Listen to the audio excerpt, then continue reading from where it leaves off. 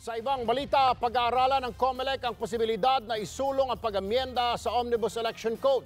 Kabilang dito ang maagang proklamasyon para sa mga nanalo sa national post at ang mas maagang araw na pagboto para sa senior citizens at persons with disabilities. Umaaksyon si Maricel Halili. Kung si COMELEC Chairman Andres Bautista ang tatanungin, panahon na para repasuhin ang Omnibus Election Code. Nakita raw kasi sa katatapos lang na eleksyon na may mga probisyong hindi na akma sa isang automated election system.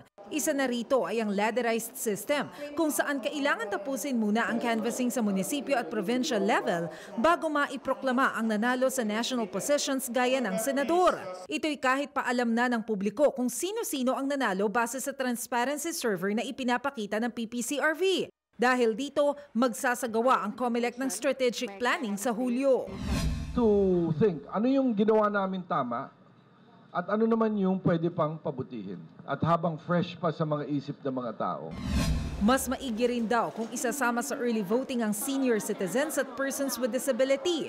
Ipapanukala rin ng COMELEC na ipagpaliban ng barangay election na nakatakda sa Oktubre, lalo na ngayong matunog ang pagsusulong ng Constitutional Convention. Para kasi maisulong ito, kailangan ng plebisito kung saan COMELEC din ang mga ngasiwa ng botohan. Sobrang dami na rin daw ng ating halalan dahil may sangguniang kabataan pa. Aside from the fatigue, yung election fatigue gastos.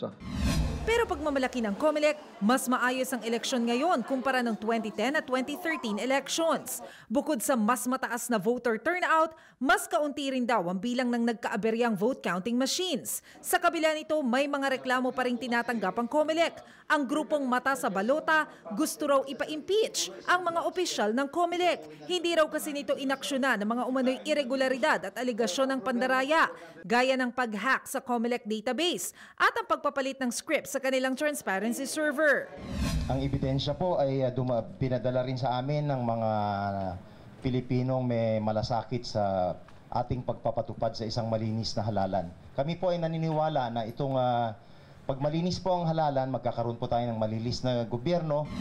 Sagot naman dito ng COMELEC, impeachment, nako, ay alam niyo naman sa atin yan, kasama yan. Kasama yan. Pero okay lang. Umaaksyon. Maricel Halili, News 5. Be sure to come back. News 5 everywhere. Copyright 2016.